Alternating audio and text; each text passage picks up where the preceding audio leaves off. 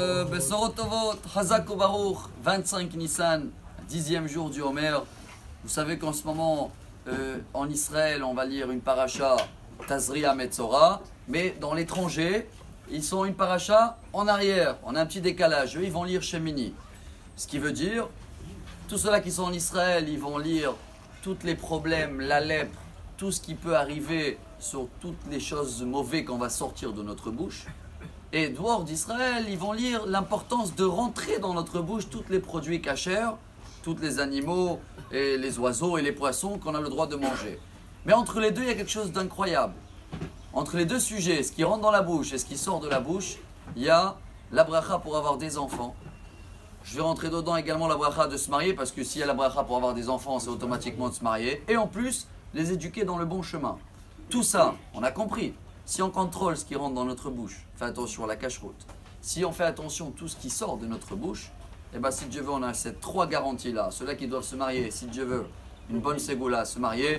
Ceux-là qui n'ont pas des enfants, ils vont avoir. Et ceux-là qui ont et qui veulent qu'ils prennent le bon chemin, ils vont l'avoir. Mais tout cela a une seule grande condition. Tout le monde connaît cette histoire, en tous les cas dans une ville en Pologne, je crois Cracovie on dit en français. Il y a une synagogue qu'elle est nommée la synagogue de Rabbi Isaac. Et c'est l'histoire connue qu'elle raconte ça, il raconte ça Rabbi Simcha Bonim de Pachisra, il y a 200 ans en arrière. La synagogue existe toujours.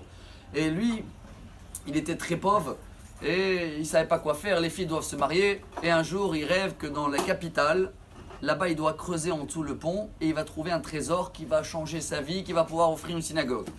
Après que le rêve il s'est répété 3 fois, il a pris, je fais l'histoire en bref, il arrive en Cracovie et il voit que sous le pont, il y a toujours des gardiens, il essaye le soir, le lendemain, et un jour quand il commence à creuser, un soldat il l'attrape. Qu'est-ce que tu fais ici, monsieur? Tu es un juif? Il dit, je vais vous dire la vérité, j'ai rêvé, etc.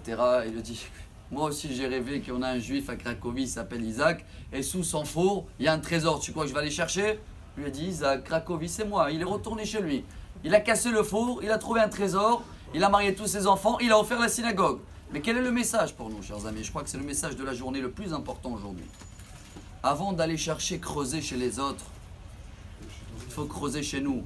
Il faut casser le four, nous, les caractères mauvais qu'on a, nous. Alors avant de chercher à améliorer la cache-route chez les autres, tu as vu, celui-là, il mange comme ça. Ou avant de parler dans des cours, des fois, il y en a que le rabbin, il parle, et je dis, dommage qu'il n'est pas là, Haïm ou David, c'est pour lui le cours. Non, c'est pour moi le cours. Venez, on creuse et on casse notre four avant de chercher chez les autres. Et dans ce cas-là, on va trouver que des trésors dans notre vie. Et ceux-là qui doivent se marier vont trouver leurs trésors. Ceux-là qui veulent avoir des enfants vont avoir une grande trésorerie. Et ceux-là qui ont déjà des enfants, ils vont garder le chemin de la Torah. Bonne journée à tous. Amar Rabbi Elazar.